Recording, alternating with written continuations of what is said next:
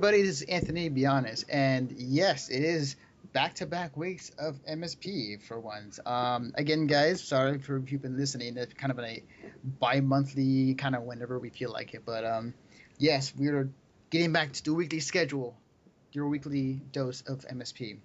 Anyways, with me tonight is Greg Dietz. Hello, hello. And tonight we're just going to be talking about, what we've been up to and, what's been happening in the news lately in the game industry. So, AKA our wieners. I mean, speaking of that, it was funny. I saw somebody post the highlight video of GameSpot PlayStation press meeting, and because they're doing their own commentary while they're watching the stream. And when they got to the part where it was the guy talking about Drive Club, it was freaking hilarious. I was watching this in my classroom, and it basically the guy was just like jizzing over the cars, like car porn, and it was, and the commentary with Giant Bomb was freaking hilarious. So if anybody who's seen that, go check it out. It's awesome. I like the Giant Bomb guys. Oh yeah, me too. They're awesome. But yeah, like what have you been up to, Greg? Honestly, not a hell of a lot. Just playing Plants vs Zombies, Garden Warfare, and I just got South Park: Stick of Truth today in the mail, so from GameFly. So I've been playing I've got about, I don't know, 2 hours in on it so far. Nice. And that's only because like a friend told me that since it's like a standard RPG that you would have played when you were a kid, like leave no stone unturned. Right. And that's an absolute fact. As you, I should probably mute my phone as we're doing the podcast. Hey, are you podcasting? No, it's like as soon as you start, like when you're able to control your character, start looking around the room, start pressing A on things, and you'll get cash. You'll get items to sell to get cash. So it's just it's a really nifty idea that's how that plays out. I mean, my first impressions of the game are very much that it is the definitive South Park video game. Like, there's been 4 before this one, and they were okay at best. Yeah. The first 2 that came out were, the first one that came out was terrible. The one on the 64, the 3D one. Yeah. It was a blatant ripoff of 007 GoldenEye. And right, it used the same engine, but what it did differently than GoldenEye was not have fun levels. Yeah. And its controls worked weirdly different. It was anyway. The other thing, or the next game, which was just a trivia game that Shaq was putting on, and I actually really enjoyed that game when I first got it because I'm really into trivia games. But it wasn't technically South Park. It just happened to be a trivia game with South Park skins. And then the next game is kind of the same thing. I'm just dropping stuff in my room. The next game is kind of the same thing. It was just a tower defense game that happened to have South Park skin over it. Right.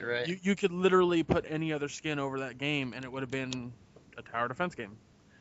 So really not that great. And then the fourth game, which was the most recent one, which was Teneman's Revenge. The game isn't bad in the sense of like how it plays. It's just not great either. Right. Like, you're supposed to, the idea of the game is you're supposed to play with 3 other friends, so that way you're the 4 boys. And then throughout the level you get to play as their superhero counterparts. Which at the time it came out, it was cool for me because I just made my, the coon costume. Right. But the problem that the game had was that it only has like 6 levels, I think, and they're not that long. And the problem the developers came across was like, how do we get players to continuously play our game? How do we get more time out of the game? Well, let's put these collectibles in the levels that the players have to collect in order to unlock the next levels. Wow. So it forces you to play the level multiple times with the different boys if you don't have 3 friends to play with. And then they also kind of fucked you over by like not having online capability. Okay. So it was just there was a lot of problems with the game. Like if it was just a standard side-scrolling action game, it Right. wouldn't have been so bad. But the fact that they had all these extra things just made it not good. Mm-hmm. Um, the So throughout history, there has not really been a good South Park game, and this is due to Matt and Trey just not having any input on the game. Mm-hmm. Them just like signing off, like, sure, yeah, whatever, make a game, we're gonna work on the show. But now that they have like a huge staff of writers, they have a huge group of people working on the show all the time, and they have that extra time to put into something like a game. That's what we're getting, Right. and it shows through and through. I mean, I legitimately feel like I'm playing the TV show. Yeah, I definitely get a sense of that too. Because when I was watching someone play this on Twitch the other day when it came out, and I watched the first 30 minutes of him playing, and it really does feel like I'm watching the show, and in every aspect. And it's very funny. It's very hilarious just off the bat when it starts. Yeah, it's the comedy is right in line with South Park. Now my only issue, like the jokes that make me the laugh the hardest is when you're training on how to play the game. And because it's a turn-based RPG, the game is self-aware. The writers make it self-aware, I should say. And Cartman immediately was like, because Clyde goes, I hate this turn-based thing. This is lame. And Cartman goes, this is what we all agreed upon, Clyde, so shut up. Of course it's lame, but this is what we have to do. That's like this self-deprecating, self-aware joke that I enjoy. That's probably the joke that I enjoy the most. Mm-hmm. The fart gags and the certain other things here and there just not as great, because that's early South Park. Yeah. And early South Park is great, but early South Park is early South Park. It's 17 fucking years ago. Yeah. So I mean, it's you have to take a lot of the jokes in the game with a grain of salt, because it's, like I said earlier before we recorded, this game is very, like, it's a mix of the entire run of South Park. Mm-hmm. You have like Al Gore pops out of a bush and starts talking about Man Bear Pig. Now, as that joke when it first showed up in the show was fucking fantastic, because it was a commentary on Al Gore and how over the top he is about global warming. Mm-hmm. When you're playing a game and he just pops out of a bush and is like, I'm hunting Man Bear Pig, go do these things, and so that we can stop him. You're kind of like, that's a reference. It's more of a reference than a joke. Right.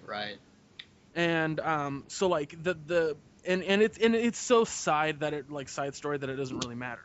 But the stuff, like, again, the stuff that I find the funniest is just the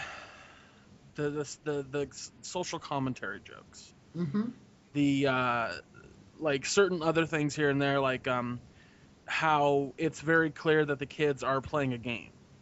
Mm-hmm. And you have to take it in that vein too. So there's just a lot of things I really dig about the game, and there's a few things that I'm not a huge fan of, but that's only because I guess you could call me a South Park hipster. Right. But I mean, that's also, I feel that's also fair in the regards that, like, Mr. Hanky isn't relevant in the South Park universe anymore. Mm-hmm. Right. Man Bear Pig isn't relevant. Chef's not even going to be in the game because Isaac Hayes is his character's technically dead. Spoilers if you haven't watched season 10. But I remember seeing the clip in the trailers that his dead body comes back to life, and like. That's funny. Yeah. I didn't know that. Yeah, it was in one of the trailers for South Park. So see, but if they just have his dead body come back to life and it's like a boss fight and that's it, that's not funny. What would be funny is that they use that as a way to make fun of Scientology somehow. Yeah. I mean, when you get there, I'm not quite sure what happens, but I saw the clip. I was like, oh, that's pretty cool. But that's all. I mean, that's my point about it, is like, just that's why South Park has stayed on the air for so long, is because they evolve with their audience. Mm-hmm.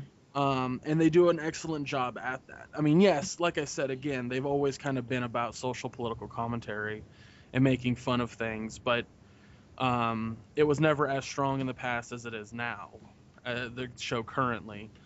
And they do a wonderful job at that, and that's what I want in the game. I know I'm not going to get that entirely because the game's trying to cover the entire span of the series, but Right. you know, and I'm not saying it's not funny. I'm not saying those jarks. I'm not saying those jokes aren't funny. I'm just saying not as funny to me as they might be to others. I see. And it's also not really a gripe either. Like, I know it sounds like I'm kind of bitching and complaining about it, but I'm not. I'm just giving an idea of how I view the comedy of South Park. Right, right, and it's fine. I mean, you can give your opinion as far as like what South Park. I just don't Game want is. listeners. I just don't want listeners thinking that I don't like the game, because I think the game is utterly addictive and fantastic. The gameplay is like, the thing I like about the gameplay the most is that, like, let's say you're in the middle of a battle and you get hit and your character's like low on health, you can then use a health item, but you still get the ability to attack. You don't spend a turn healing. Right, right. Because I hate that in RPGs where you're like, okay, I'm gonna spend my turn, I'm gonna heal, it's gonna attack me and take away all that health that I just gave myself. Mm-hmm. And it sucks because, like, I don't have to be as technically strategic. Right, right. I can be strategic, I just don't have to be chess strategic. I can be checkers strategic. Mm-hmm, mm-hmm. So that's kind of what I like about it. It's not, they're trying to concentrate more on the South Parkiness and less on the RPGness, and I like that a lot. Right. Out of curiosity, which class did you choose? Oh, the Jew. Easily the Jew. Because here's the thing. First off, I knew that Jew was one of the classes. I've known about that for a very long time. Mm-hmm. And that's simply because there was a trilogy episode of South Park that came out this last season that kind of alluded to that, when it was like Stan the warrior, Kenny the princess, Cartman the mage, and Kyle the Jew. And I'm like, okay, I get what the game's gonna do. That's brilliant. Awesome. So I also made my character a ginger just so I could piss off Cartman, because that's always fun. Awesome. Now I'm just curious, if you beat the game, and you go on to watch the South Park TV series, will the TV series like pick up right after the game ends, or is it just its own separate thing? Because I know that there were. I sincerely doubt it, and I'll explain why. Now, they might hint at it, but I don't think they're going to derive straight from it. And the reason being is that, much like with, like, let's use The Matrix as an example. The Enter the Matrix video game did answer a lot of questions, or there's a lot of gaps between the two movies. But there were things that happened in the game that if you were to just casually talk about in the movie as if it was just a thing that happened, you'd leave a lot of people in the dust. Right, right. And that's segregating your audience, and I just don't see the creators of South Park doing that. Right. The only reason I said because like they were, I remember, like as you said, like they were having episodes that they were kind of leading up to the video game, that were kind of shadowing as far as like what's going to be in the game through the episodes they put out, or a series they put out leading up to it. So I was just curious if they were going to do anything similar afterwards. Well, if you remember when the movie came out, oh god damn, that's fucking 15, 16, 17, 14 years ago, something Jesus, like that. But anyway, God, I'm old. South Park's been on for 17 seasons, and the movie came out after like season 3 or season 4. Damn. Yeah. So, when the show had come back on after the movie had been in theaters during the summer, they never mentioned what happened in the movie. They just had episodes that continued on, and stuff that had happened in the movie was never really talked about because the movie's broad. And I think that's what's important to remember, is that with the game and that movie and this game is they are broad. Things that happen you can kind of mention because they've been mentioned in the show. So for example, with that 3-episode arc, you see all the costumes and the kind of idea that is going on with the game. So they can reference that. They can absolutely bring that up. But if there's a specific thing that the game does that is like a story element or something in that regard, like, I don't know, for example, like the fact that about an hour into the game, this is a little bit of a spoiler, but not too much. You have to go recruit Tweak, and when you go recruit Tweak, he tells you to go get the package from Kenny's house. When you go up to Kenny's house, Kenny mom says, "Oh, this envelope isn't for me. This is for the people that are in the garage." You go in the garage, and there's a bunch of meth heads cooking meth. Mm. Now that is something that's brand new. It's never mentioned in the show that there are meth heads living in Kenny's garage. Mhm. That is not a thing that is common knowledge. But that's also not a thing that will ever be common knowledge, because they won't, if they reference it, it'll be a brand new thing to the show, not a, oh yeah, there's, like mentioning that the kid, did that. That's another thing. Relatively sure that this kid either moves out of South Park or dies at the end of this game. Right. Oh yeah. That's good to hear. I mean, yeah, it's good to hear. And you got it on Xbox 360? Yes. Okay. Cool. Yeah, I'm very excited about continuing it. Right now I have it currently on pause because I just did a side mission for City Walk or Shitty Walk, Mm-hmm. where the Mongolians had come in. And this joke is fantastic, by the way. Mongolians had come in, and do you remember an episode a while back where there was a Mongolian guy that kind of looked like, or was trying to take over Shitty Walk, and so they had decided that they were going to build the Tower of Peace, but they both were trying to like fuck the other over. Right. Yeah. Like when you go to that section of town, the Tower of Peace is still there, kind of in shambles. Right next to it is the crumbled like Chinese food restaurant that the other guy had, which if you remember, the other guy was the Shitty Walk guy, because at the end of that episode they did a Psycho reference. Nice. But I'm not even gonna swat that fly on my hand. So you go into the Shitty Walk, and he is basically telling you that the Mongolians have taken over, and the only way to get them to leave is to go into the Tower of Peace and kick all the Mongolian kids' ass, so that way the Mongolians think it's a bad place to live and will leave South Park, and that way he can have his business back. This side mission is also, like any other RPG, it's a side mission to get you something that's useful. Mm-hmm. And the funniest part about this mission was that when you get to the roof of the Tower of Peace, this is like technically the first boss fight you ever have. Right. Because it's just a group of Mongolians on horseback. Ah, I see. Gotcha. Whereas the previous fights are like individual characters. Mm. So you just attack the group as a whole. It's fucking hilarious. Right.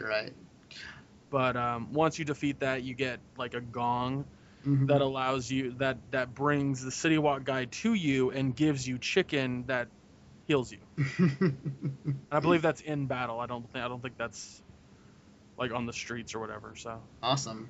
Sweet. like he's a summon. Yeah, I'm planning to dig into the game tonight actually myself. So, if there's any delay as far as like this podcast going up, you know why. The game is it's absolutely a blast, and there's little things that they do. Again, it's that whole self deprecating, fourth wall breaking jokes that make the game so much fun to play. Oh yeah. Like your quick travel system are these posts that you honk a horn at, and Timmy comes around with like a stuffed horse on the front of his chair that he has. Mm-hmm. He comes by, Timmer, and then drives you around for like a second. Awesome. Is there anything else you've been playing as of late? Oh, just the Plants vs. Zombies Garden Warfare. I did my review on it, so if you read the review, you know how I feel about it. But it's just a fun game to play. It's not complicated. It's very simple, and it works. For some reason, EA's servers on it don't suck ass. I was about to ask about that too. Was like, how are the servers holding up on that game? I've had one issue with the servers. Okay. And that was like randomly in the middle of a match, all of a sudden I was disconnected from the servers and I couldn't join. So I just dashboarded to the Xbox dashboard. I Hmm. was redundant. And and then when I went back into the game, everything was working fine, and that was the only issue I've ever had. Mm, interesting. Okay. I mean, that's I've good. had, That's good to hear. yeah, and I've had the game since day one. So I mean, Right. I mean, given the fact that Titanfall's around like next week, and that's gonna just. oh yeah. Well, here's the thing. I have it on the 360, Oh, okay. and the 360 and the Xbox One do not cross-platform. Oh, okay. So all the people that are playing Titanfall on the 11th will not stop playing Plants vs Zombies on the 11th. Oh, I see. Okay, so it's a completely own server thing. Oh, okay. Yeah. Okay. Hmm. Well, we'll see on the 11th if all of a sudden Plants vs Zombies servers kind of stop working, but I mean, I don't know. Yep. It's the Judgment Day, man. This is when that day happens. See, Well, here's the benefit, and especially for me. Like, wait, the 11th is actually next week. Damn. Here's the benefit for most college students right now. By the time this game comes out, it's like spring break, and then in that time, it's like the perfect opportunity to just sit and play that game for hours. yeah, that's well, I have a couple friends who are so excited about that game, and I find it very suspicious that that's the exact same day that Twitch is allowing Xbox One to stream. Yeah, I heard about that too. Yeah. Very like they were like it comes out on the 11th, guys, and I'm like, oh, Xbox One, that's very suspicious. Very convenient. But can you imagine though? Oh my god! Like if you're gonna try to play that game on Xbox One, can you imagine not only everybody trying to play the game at the same time, but like people are gonna be streaming it on their Xbox One on the same day. Oh my god, things are gonna fuck. The servers are gonna be just. I Ugh. yeah, the guys that I watch, because here's the thing, a lot of people don't know about this, but the little people on Twitch were actually dealing with a huge problem when Twitch Plays Pokemon blew up. Oh yeah, yeah, definitely. Um, like we were talking about it the other night because a guy had come into like there was a guy from Heat or Half Empty Energy Tank, which I talked about on the last podcast. He had come into our Twitch call, and because we were all just talking about whatever, because I've been watching them for 2 months now. I also donate to their Patreon page. That's besides the point. Mm-hmm. And we were talking about certain things, and the guy was just like, "Ah, man, Twitch Plays Pokemon is so fun and it's interesting and blah blah blah blah." And then of course one of the other guys that watches Heat was instantly, "Oh, it's bullshit. It's fucking nonsense." And then the guy that actually he has two different shows on Half Empty Energy Tank. He immediately was like, it's not really that cool. If you like it, that's great, but it messed with a lot of our stuff. And the guy immediately was just like, "You're the first people I've ever heard that don't like it. This is the weirdest thing ever." And I go, "Look, dude, here's the situation. It is a great social commentary. It really does show that given the opportunity, a group of people can overcome any task, whether there be a intermediate or like not overlord, but like controlling force, because it was so chaotic that it worked. And then through the chaos, like you can look at it from that perspective, and that's great. Mm-hmm. But when you look at it from like if you're just looking at it from the silver linings, then it's really not going to work out for you, because you're kind of blind to the negative. Mm-hmm. And I think you have to look at both negative and positive when it comes to things like that. And the negative that came from Twitch Plays Pokemon is that a lot of the smaller guys on Twitch got screwed over big time. We couldn't communicate. We had to go to a different website called Hitbox. Yeah, that's been picking up steam as of late. It's picking up steam because Twitch is not updating their servers fast enough. Right. It was something that I also noticed too. As far as other streams I was watching as of late, and when Pokemon played Twitch first appeared, like it really hit hard on some of the other chat lines. As far as like when I was watching other streams, specifically fighting game streams, and the chat was down for a good majority of the time. So yeah, and it's definitely going to be interesting how Xbox One and Twitch is going to handle it. Yeah, it's gonna be exactly. And when March 11th happens, like, it's gonna be fucking drastic. Like, Hitbox is gonna be where I'm gonna watch all this, like, is gonna where I'm gonna be watching Half Empty Energy Tank, because Twitch is not gonna work on that day. Mm-hmm. It's going to crash. It's going to fuck up because there's gonna be too many people going, I can stream. Hey, look at me. And it's gonna be ugly. It's gonna be real fucking ugly. Yeah. I think, but and there is and this is something that I pointed out during that Skype call. There is a silver lining to all this. Twitch will be updating their servers. Regardless of how fast they do it, they will be updating their servers, which means that over time, in the long haul, shit will be better. Yeah.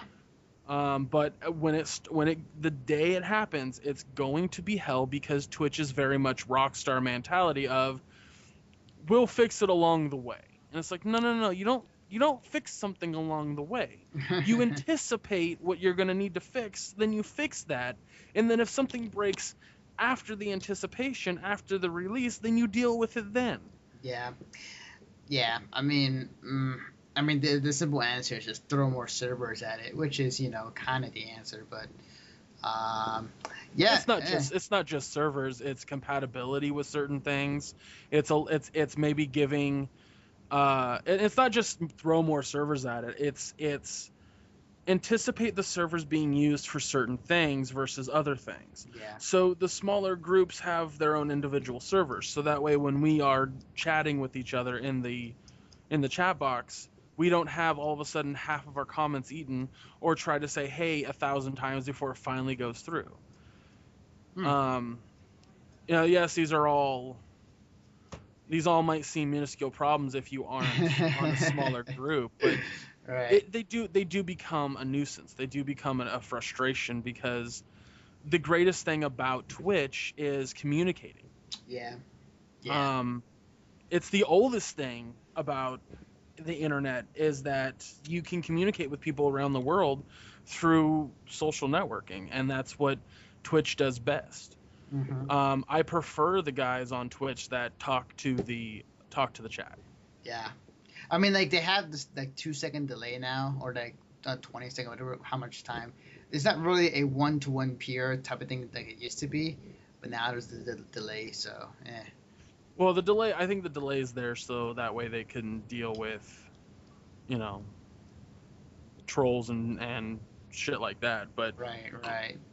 And the delay isn't really that bad of a thing. I can still chat with the people in the chat, and then the guy doing the chat, he just has to remember there's a 20-second delay. So if you communicate with the chat, expect a response in 20 seconds. Yeah, that's true. Don't forget what you were talking about 20 seconds ago. Yeah. And I don't think the delay is that long. Because the guides that I watch have an RSS feed on the screen. Mm-hmm. So you can, like, the second you hit enter, you can count the seconds until you see yours pop up, and it's like 5 or 6 seconds. Right. Okay. But yeah, so that's what I've been doing. I've been watching Heat, playing Plants vs. Zombies Garden Warfare, and now currently South Park Stick of Truth. Cool. Awesome.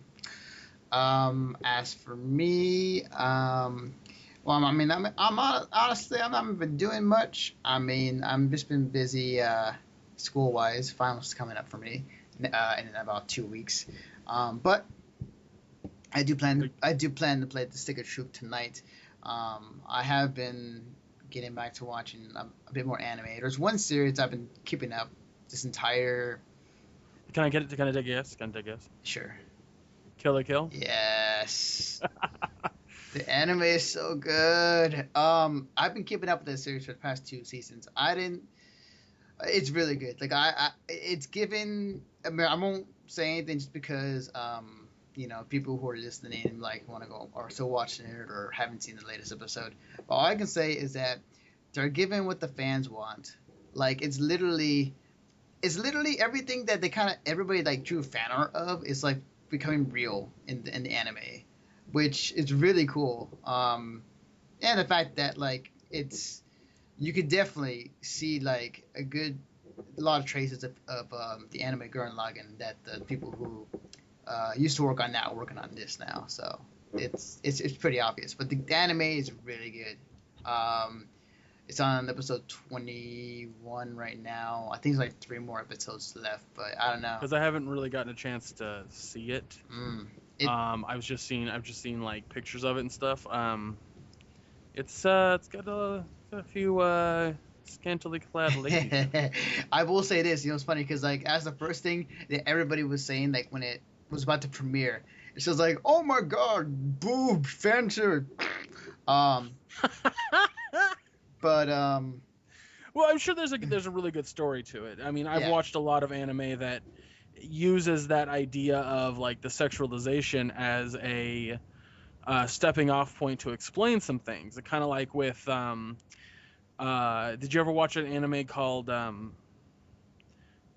Desert Punk? Yeah, Desert Punk. Oh, Desert Punk.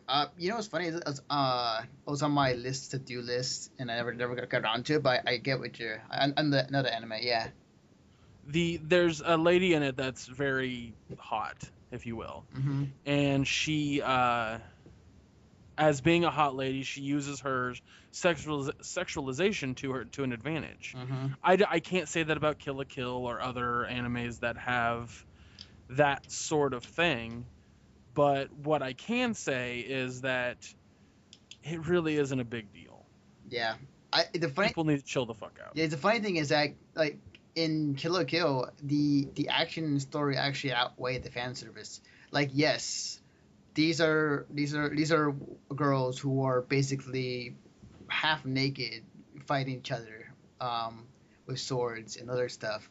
But, like, the story and the action outweighs it so much where it doesn't even affect me, or doesn't even come into play really. I mean, it's there for funny bits, like for some occasions, like they'll use it for comedy, but like it's not even a thing or issue really in anime. So I was just like, oh, okay, it's really good. It's really good. I suggest to watch it whenever you can. You might want to wait till the season's over, just because you might watch it and be like, oh, hype about the next episode. You have to wait. Well, that's all dependent. I mean, okay, so everyone loves Attack on Titan. Yes. I am still not 100% there. And I've watched 13 episodes. Oh, okay, gotcha. Which is way more than I normally give a show. Right. I give a show 3 episodes and then I'm out. But anime is a different breed. You have to. I mean, I've never watched an anime that you can immediately get into. I mean, okay, that's not true. I have. But anime is still a different breed. They kind of design their shows for you to watch an entire season. Yeah. Which is fine. But like Attack on Titan, I was like, the premise is kind of cool. Like there's Titans and there's people and they're trying to survive. It's a nifty thing. But my biggest problem with Attack on Titan is very melodramatic, and that shit drives me up a goddamn wall. Well, yeah, that's anime for you. Not all anime. I know, but that's just kind of. It's just maybe it's my Western ideologies, and that's why I can't really get into that melodramatic state. But right. that type of writing just I don't dig. And so, and I get that it's a drama. I mean, I get that it's a tragedy. The fucking first episode has the kids, or the main kid's mom just get chomped in half. Like, yeah, it's a dark show, but at the same time, like when Armin is sitting over in the corner and he can't fucking function because his entire squad gets wiped out, and instead of just allowing that to be a thing for a little while, they have to have the girl, I can't think of her name all of a sudden. Mikasa. Yeah, they have her fucking come over. Mikasa. I said Merkasa. Mikasa comes over and she's just like, and it turns into this like existential situation with them, and I'm just like, can we just move on? Can we just stop this? It's not necessary. It's not to me, those scenes are very similar to like in Dragon Ball Z when Goku's charging up his Kamehameha for 2 fucking episodes. It's not entertaining because it takes too long. That's what I'm kind of getting at. It's just there's a lot of progress that isn't made because they want to have it's their way of getting you to like the characters. It's character development at its core. Um, I, everybody has their different views on any anime or specifically Attack on Titan, but I get what you're saying though.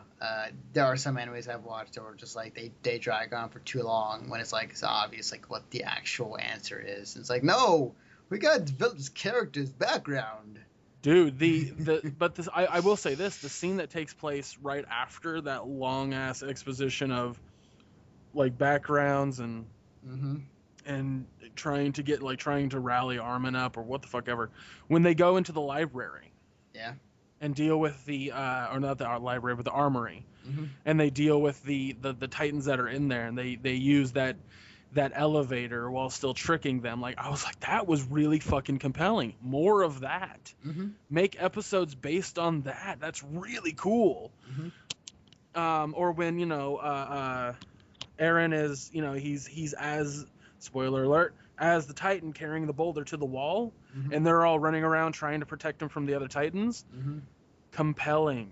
Mm-hmm.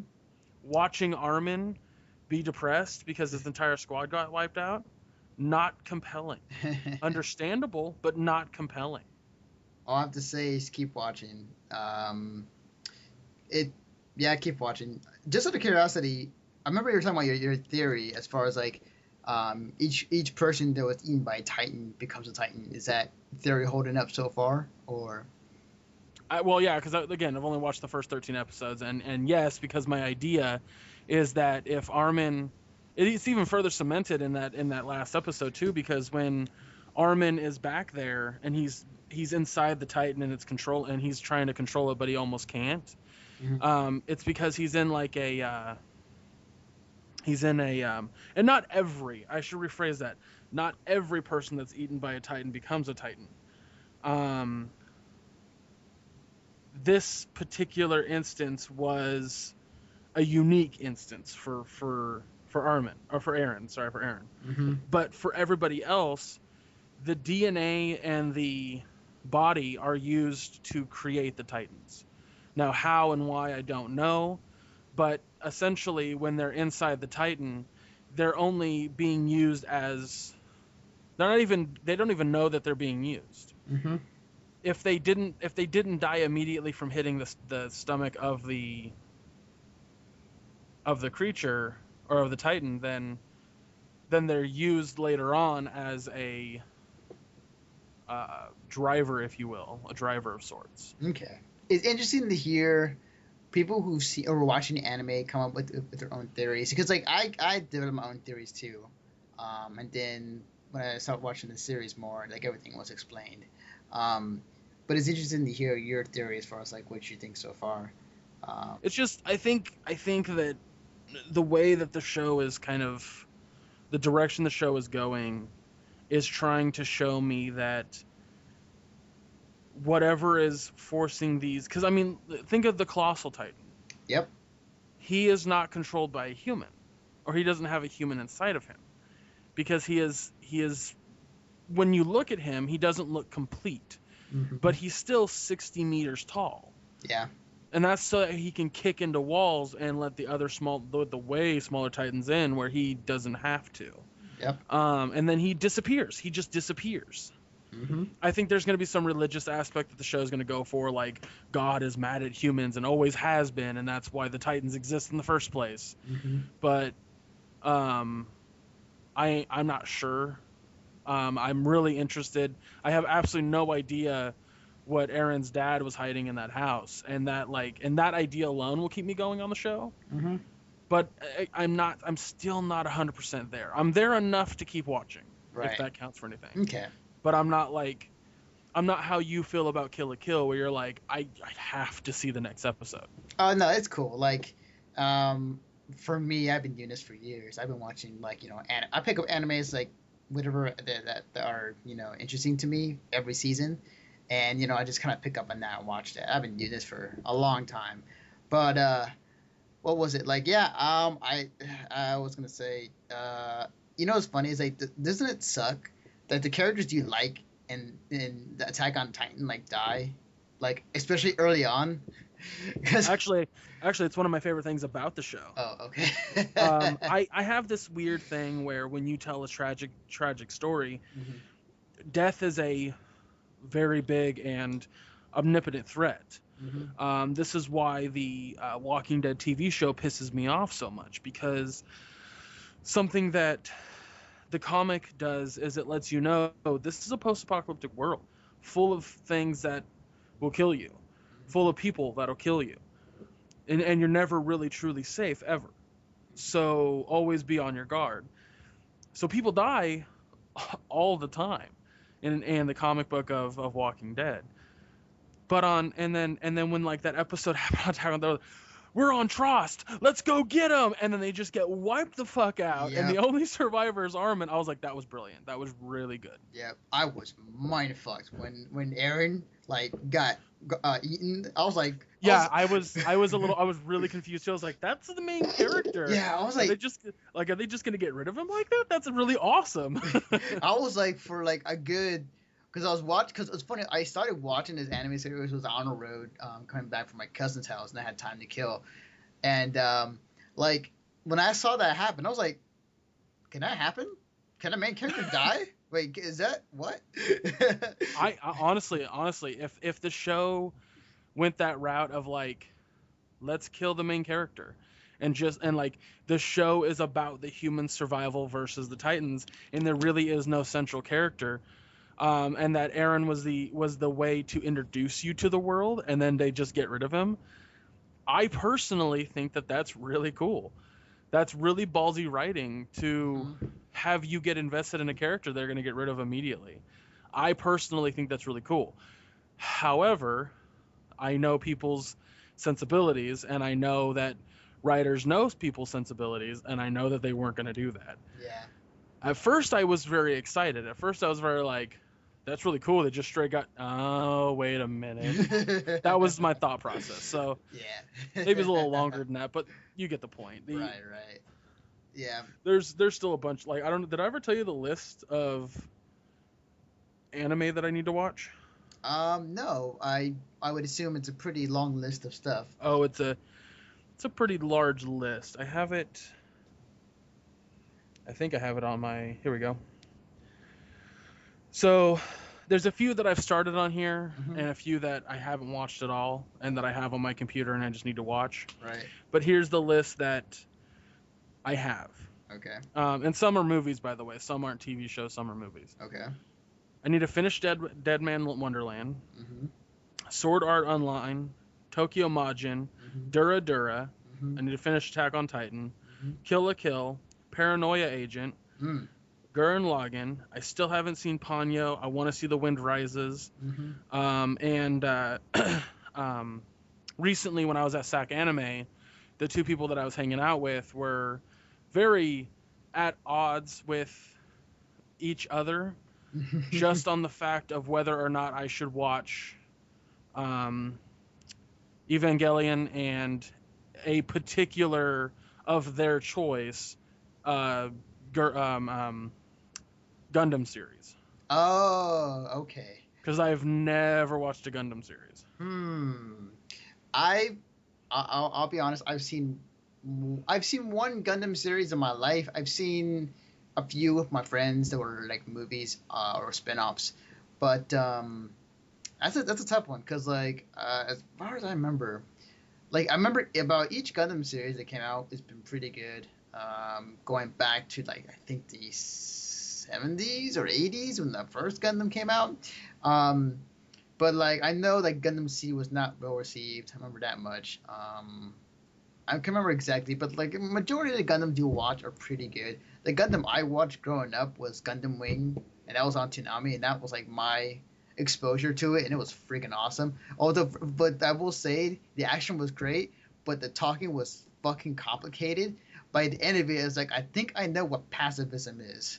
Um, um, but I could, I say Gundam, whatever you could choose would probably be good to watch. And then as far as like Evangelion, I think you should watch Evangelion. Evangelion is like one of the kind of animes that kind of set the stage for that type of anime when it first came out. I mean, yeah, if you look at it, compared it, I guess now to what it was back then, like you could say it's quote unquote overrated for its religious overtones. But I would say it's a good anime. I would, I'm debating like maybe we should watch the because right now they've been releasing like the movies of kind of like the remakes of the series, kind of. But it's in full Blu-rays and to good quality. It's called Evangelion You're Not Alone 1.0, and then Yeah, I was talking to them about that. We had sushi right after going to Sac Anime, blah, blah, blah. mm-hmm. And which it was funny because I had mentioned sushi. Yeah. Because it's kind of hard to not think of, Asian cuisine when you're at a convention like that. But right. Well, because I had said let's go for noodles, Mm-hmm. sushi, or what was the other food I said? Because there's some really good ramen houses in Sacramento. Oh yeah, for sure. But we ended up going to Mikuni Bar and Grill, so. And right. But we were sitting in there, and I had said that I had never seen Evangelion, and they were like, they immediately were like, well, you need to watch the original before you watch any kind of remake. That it was just a hands down, no ifs, ands, or buts. Watch the original before you watch any remake. And then I actually agree with that. I think that that's important. When it comes to a situation of like, I don't know, Full Metal Alchemist, Mm-hmm. I would recommend Brotherhood before the original, simply because Brotherhood is the manga. Yes. Brotherhood is directly the manga. Yes. So I would absolutely recommend that over. However, if I don't know, they did a remake of Cowboy Bebop, and I know that Cowboy Bebop is an original anime, I would immediately recommend the original before the remake. Yeah. I mean, every anime is a case-by-case basis when it comes to its classic and its remade self. But yeah, I definitely get you. Yeah. Yeah, that's kind of what I've been up to. But I will, if anything, my goal for this summer is to play all the games on my backlog, and I got a shit ton of them. Just right now, I have my Steam open right now. I got like a shit ton of them just staring at me right now. So I'll have time then. I'll play some of the major ones along the way, of course, like Titanfall. But like, yeah, it's gonna be a long process. Anyways. All right, I'm going to take a small break. But when we come back, we have no topic actually for this podcast. Actually, we're going to talk about what's been in the news as of late. We got a few items we can talk about, and we'll take it from there. So sit back, get your popcorn ready, and we'll be right back. Hello, everyone. This is Anthony Bionis from the Mission Start Podcast. And if you enjoy listening to this podcast, as well as our other ones on our website, you can now hear us on Stitcher. You can now hear our show as well on the go with Stitcher Smart Radio, on-demand news, talk, and more on your mobile phone. The latest episodes always available for you, no syncing needed, and no money or storage wasted. Available on your iPhone, iPad, Android phones, and beyond. Downloading is easy. Go to Stitcher.com or check out your app store. Stitcher, Smart Radio, the smarter way to listen to radio. And we are back. And like I said at the beginning of this podcast, we don't have any real main topics to talk about this week.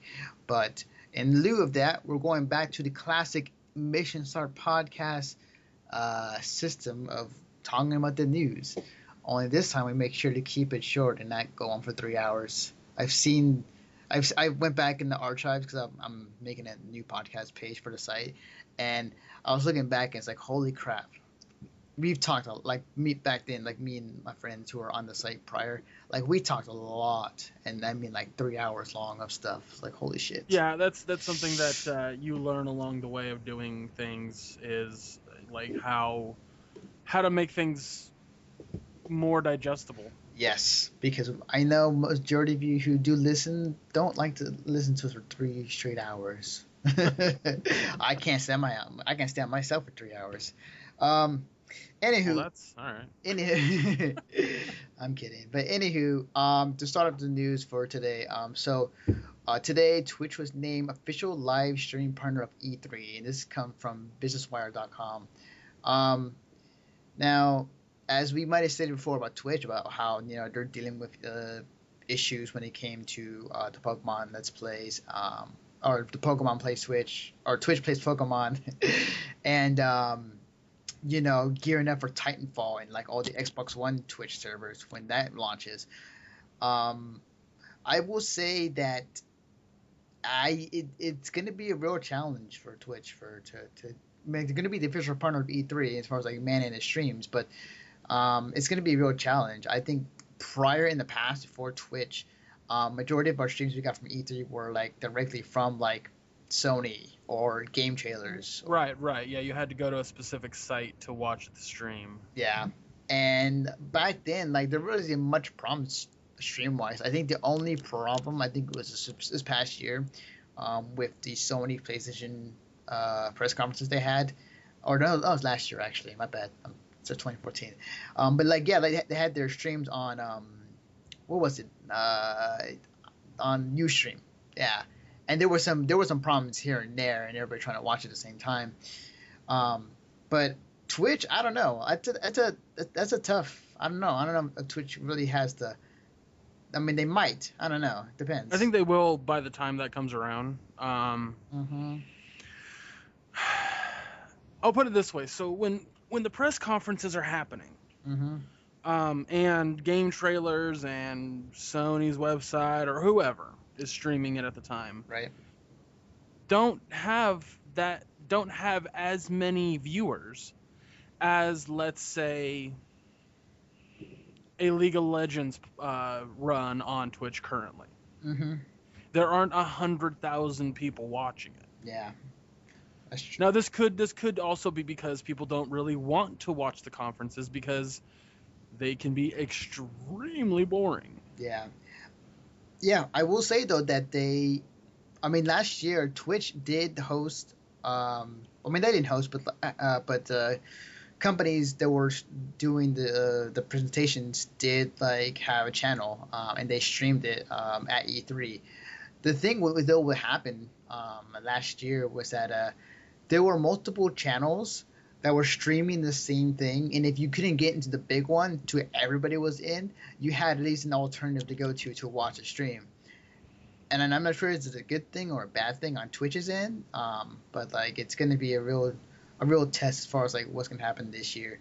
Now that they're the official partner of E3, so I don't think it'll be a big thing. I'm gonna be optimistic about this one.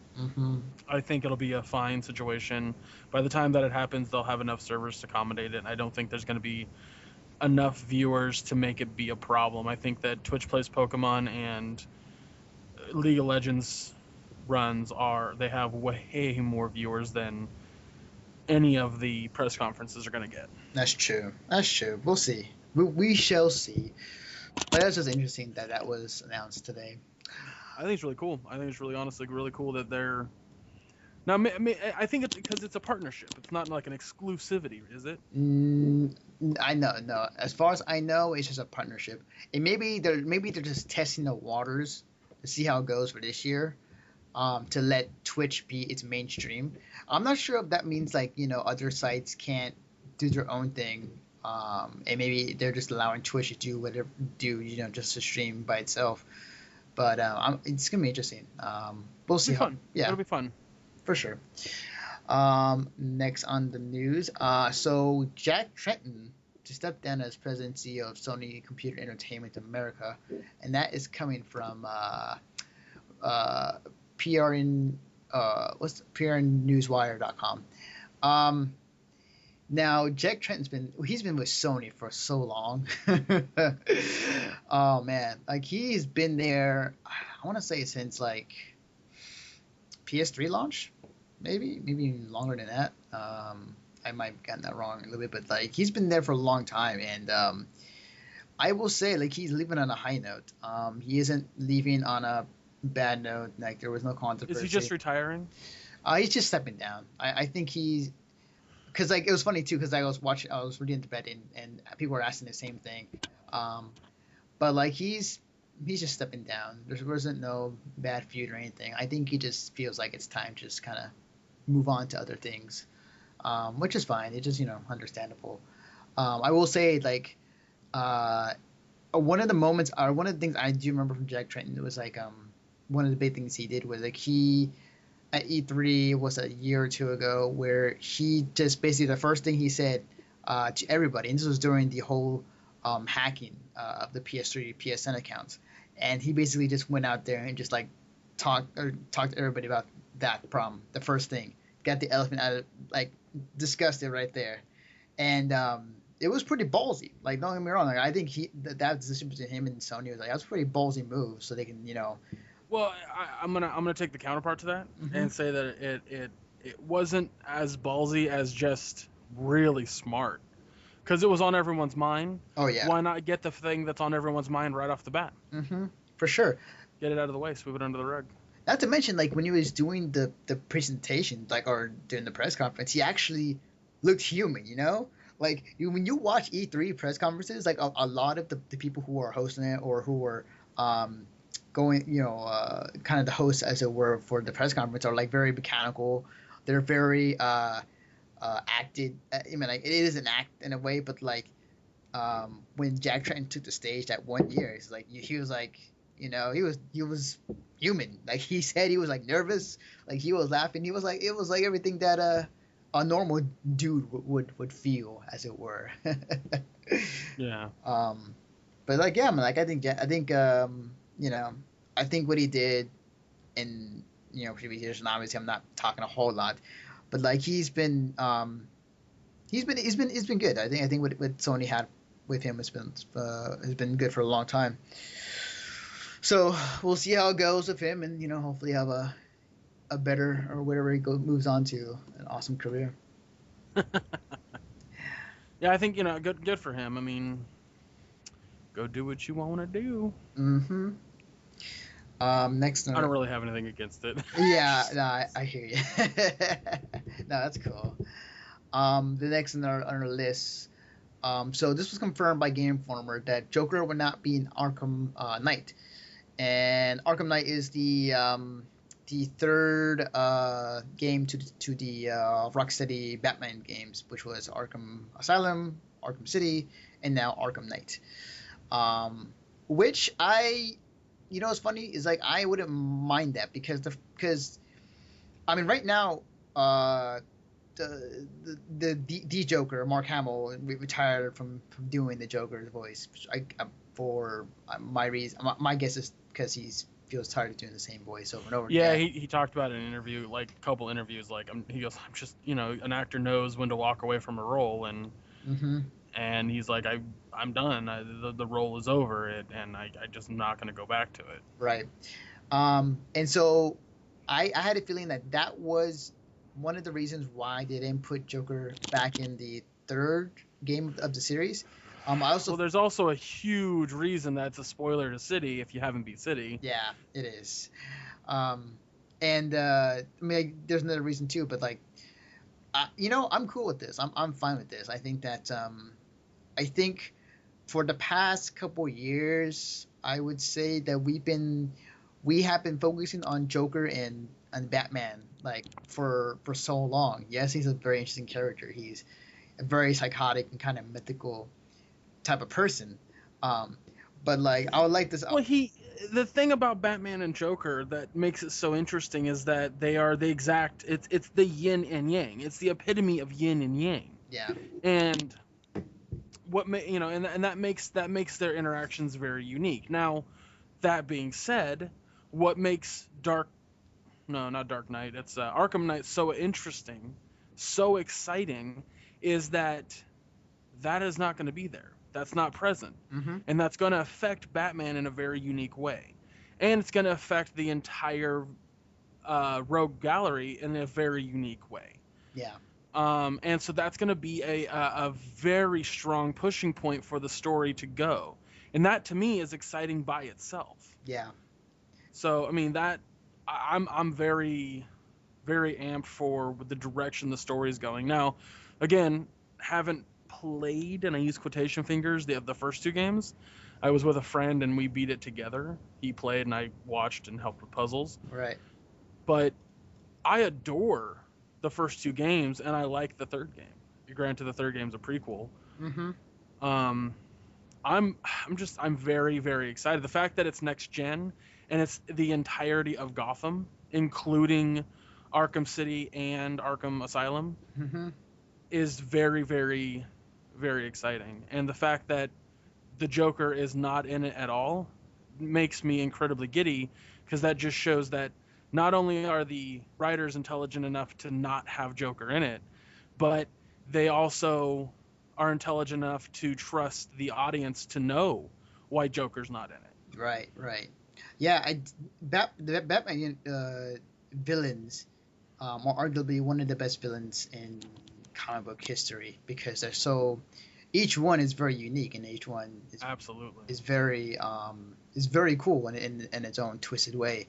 So I would like. It's cool that we're going away from Joker and we're focusing more on the other Batman villains that he has. Well, I think what was really brilliant about Arkham Asylum and City was that Batman throws himself essentially in a place where the villains are known as villains. They're bad guys. Mm-hmm. They're locked up in a jail. Mm-hmm. But in that regard, like, they're still free to roam that jail. Mm-hmm. And in an asylum, yes, they're technically supposed to have cells, but that clearly didn't happen because shit went awry real quick. Oh yeah. So they were able to go wherever they wanted, which made sense. And then in City, it was like, just throw them in there. What if they want to cause anarchy inside that city? Let them cause anarchy. We're gonna fucking give all of our guards. We're gonna arm them to the fucking teeth. And if a villain wants to make a little section of his own, whatever, Mm-hmm. whatever. Yeah. Literally, Yeah. they're not gonna get out of Arkham City. Yeah. So it made sense because Batman threw himself in there to, like, oh god, why did he throw himself into Arkham City? What was the reason? Oh, or excuse me. Shit, I can't remember. I'm trying to remember the reason he threw himself in there originally. Because I know where the story went and what came out of it, but there was a reason he threw himself into Arkham City. Was it to save somebody? It's been a while. I think it might have been to save the mayor, Quincy Jones. No, Hang on. fuck, it's been a while. Yeah. It's been a while since I played that game. Yeah, it has been. But yeah, I definitely am excited though. The fact that you can finally ride in the Batmobile. Yeah, that's gonna be really cool. Yeah. I hope it's open world. I legitimately do. Like, Mm-hmm. the great thing about the other games being Metroidvanias made for a very unique story element. Made for fun open worldness that felt open world, even though it technically really wasn't, because there were places you couldn't go until you got there. Mm-hmm. And that was kind of the thing that I didn't like about Arkham Origins, was that you were still confined to an area, and that didn't make sense to me, given that the first two games made sense to being confined to, like, just Arkham Asylum. Right. Because all of this, like, both games happen in a night. Yeah. They happen in a very short amount of time. Mm-hmm. Even though you're playing a game for, like, fucking 10, 12 hours, something like that. Yeah. They all happen within a few hours. And that could be because also, like, most gamers are like, oh, I'm gonna do these flying missions, well, whatever. Mm-hmm. But Arkham Origins was like, there's an island here and there's a bridge between the islands, and yeah, the island's separated from everything. Why? It just didn't make any sense. Right. Yeah, like it's it's gonna be cool. I'm pretty excited for it. So and it's Rocksteady. Like that. Yeah, and Rocksteady is working on it too, which Yeah, they've been working on it since they finished Arkham City. Yeah. So, which was really cool. Like, cool, Splash Damage, you have your little off-brand weird Batman story that is not directly, I mean, that is connected to Arkham, but not completely connected, Right. you go right ahead and do that. But Yeah. we're gonna be over here enjoying our next gen Batman. Or blockbuster Batman that's gonna just kick your Batman's ass. It's gonna be big. It's gonna be a big release. Oh, for sure, for sure. Yeah. Mm-hmm. Happy Joker's not in it. I'm legitimately happy Joker's not in it. Mm-hmm. I love the Joker to death. I have the Joker on my wall, literally staring at me while I'm on my computer. Yeah. In the last bit of news we have for tonight, and I saw this happen this morning, and I was pretty hyped. to be kind of surprised too. So, hype being a instrument of the internet to express excitement. So today was announced the Indiegogo campaign for Shaq Fu, or oh my god, I watched that today. The Shaq Fu sequel. A legend reborn. So for people who don't know, Shaq Fu back in the day, it came out, I believe, around the Super Nintendo era.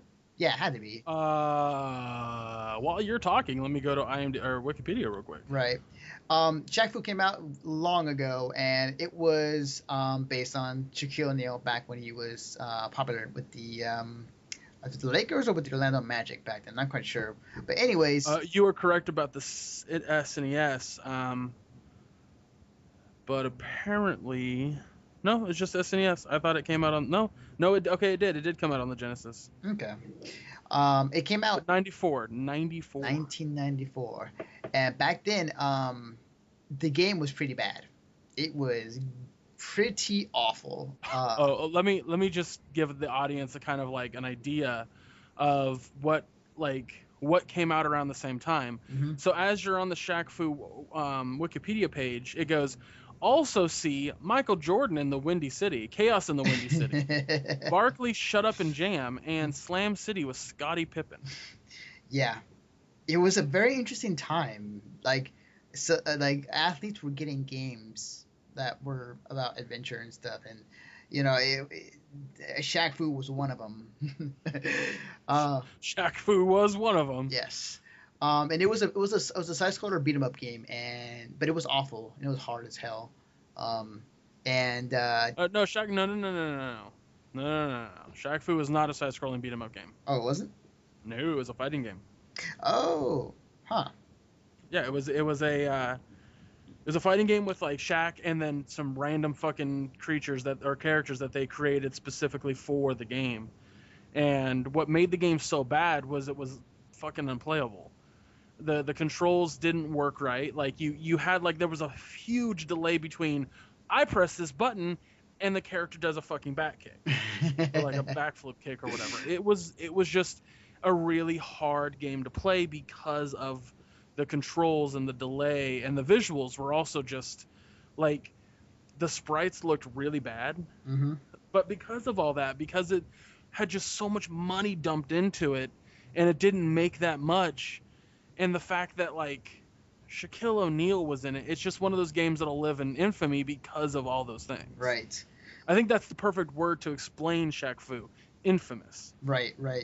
What date did that come out, by the way? I didn't. Hang on. I went away from the page because I'm stupid. It was, October 28th, 1990. You know what? Depending on how big this game is, because it's funny. It's 20 years in October. Yeah, because what's funny is this is technically the 10th year since Shaq Fu came out, and would it be? Did you just say 10th year?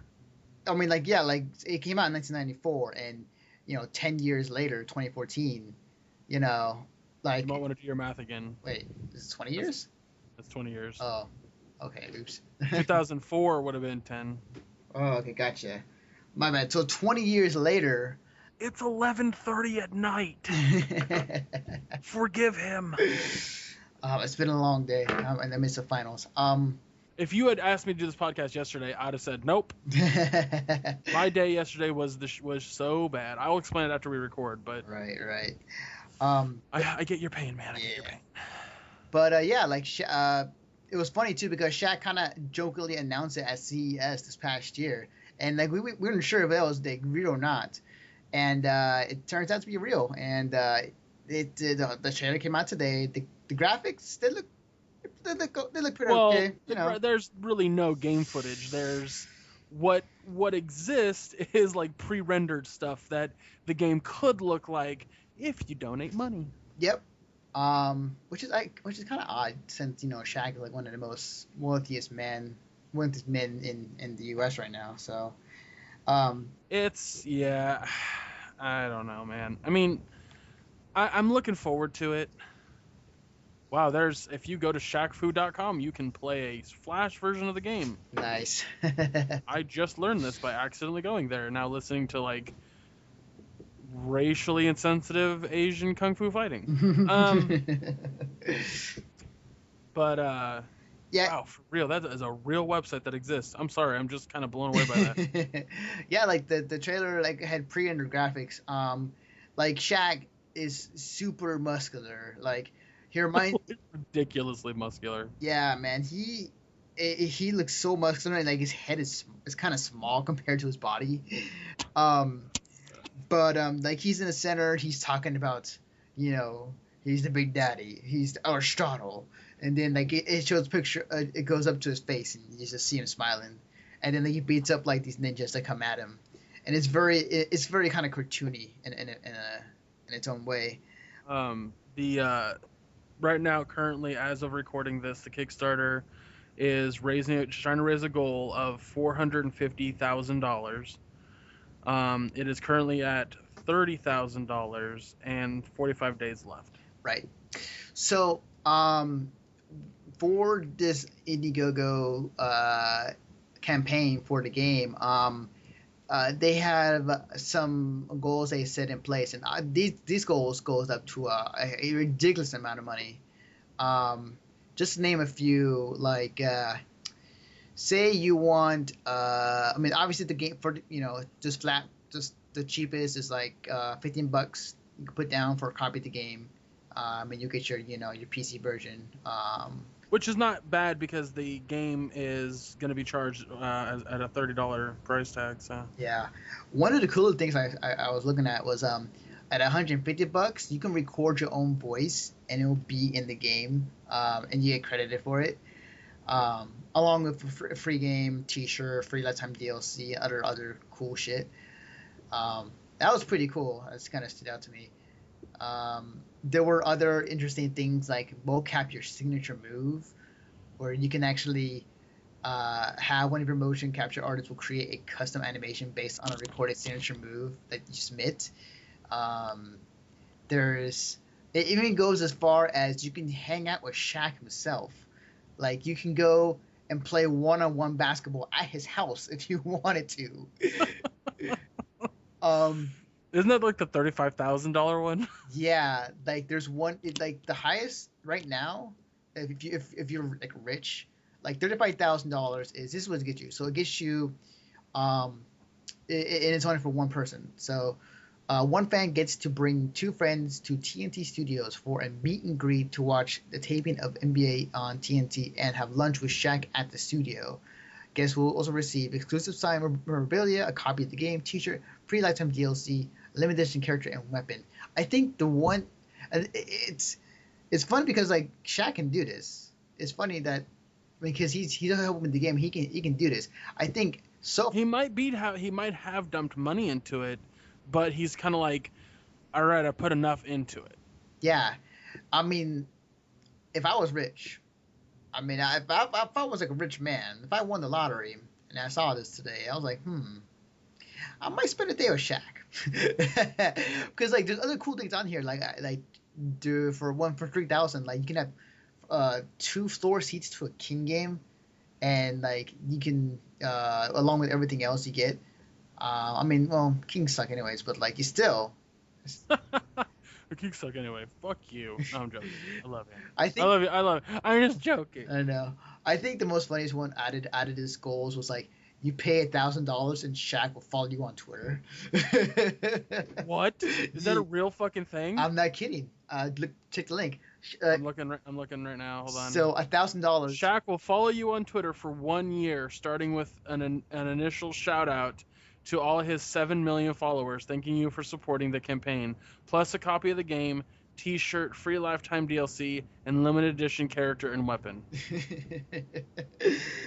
Some of these are really ridiculous, and like they shouldn't be this expensive, but it's funny to me.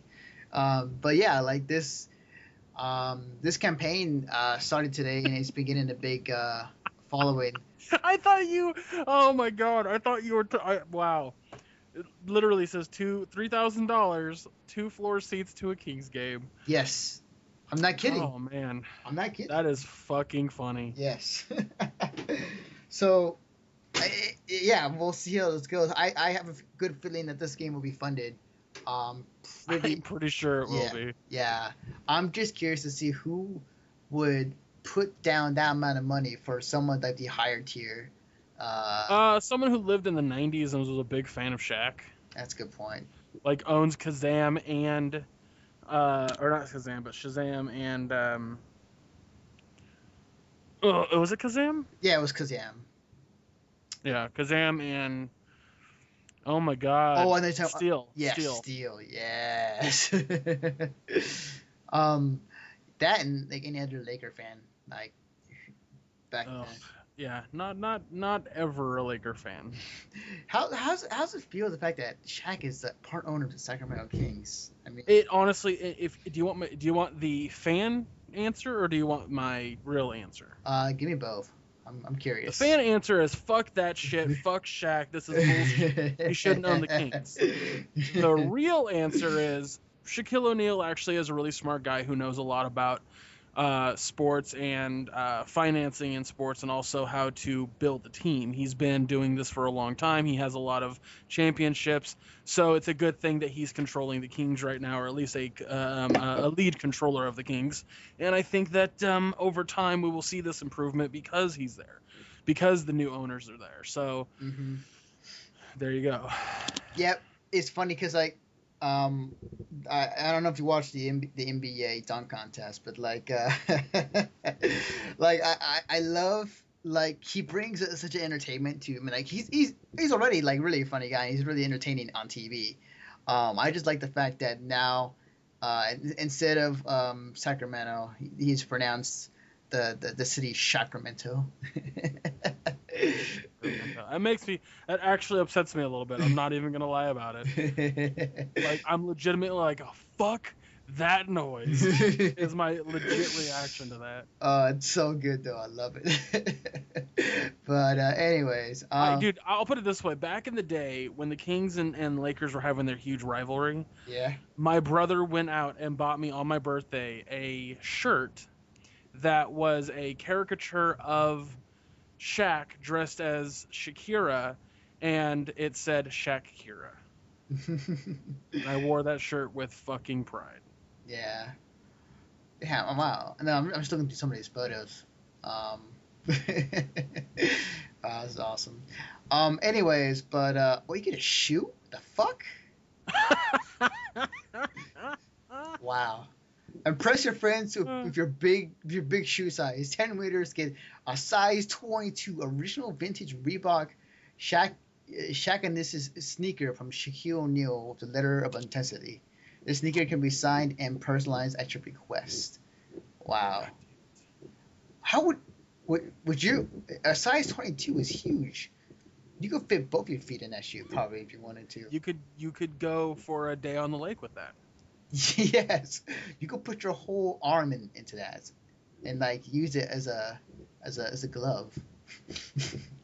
I don't know how effective as a glove it would be. As like I said, a boat, or I don't know, a sleeping bag, sure. Or a bowl. Sure. Like oh my god, eating cereal out of a fucking size 22 shoe. Now, is it used? Like, has he put his giant fucking foot in it? I don't think it is. I think it's just like I hope it's just like, here's a shoe that's signed by Shaq that is his shoe size. Like, okay, That's good. No one's used the shoe. I'll more than happily have it. But if it like comes out and it's just like it stinks, like that's not it. Like or it doesn't stink, but because it's been used, it smells like that like spray that they put in shoes to make it not stink. Oh yeah, yeah. Oh man. That would be oh my god, that would be hilariously awful. Yeah.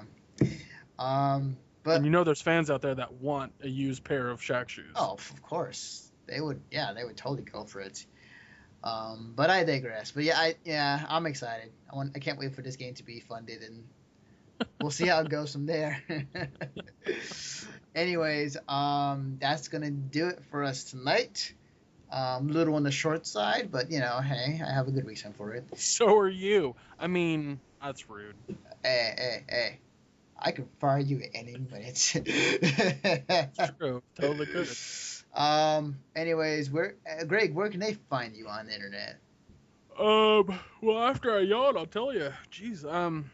Sorry, that was good podcasting. Yeah. You can find me on Twitter at ChubRockGeek, ChubRockGeek. Mm-hmm. You can find my YouTube channel that I put things on occasionally. I really do plan on when I'm taking smaller walks right now, but when I'm able to actually make it to the park and back without any problems, I'll start doing a Geek Losing It back up. Cool. And read my reviews. Come on, they're not that bad. Yeah, definitely go check out his review. He put up the review for Plants vs Zombies Garden Warfare. It's on the site. Check it out. Give us more clicks. Oh, hopefully I'll be able to finish my my satire article on Space Jam soon. Oh, that's right. Yeah, definitely. Oh, well. Working on it. I want to make it right. I want to make it. I'm refining it, if you will. Okay. Awesome. Sifting for the gold. As for me, you can follow me on Twitter at Defective Naruto. You can follow the work that me and Greg do on the site as well as this podcast on the site at missionstartpodcast.com. Be sure to check out all our latest content when it comes to reviews, previews. Also, be sure to check out the con report to Katsucon that just went up today, I believe, actually. So if you listen to this by tomorrow or Friday, you go check it out. It's pretty cool. Anyways, that will do it for us for this week. And we will see you guys next week. Woo.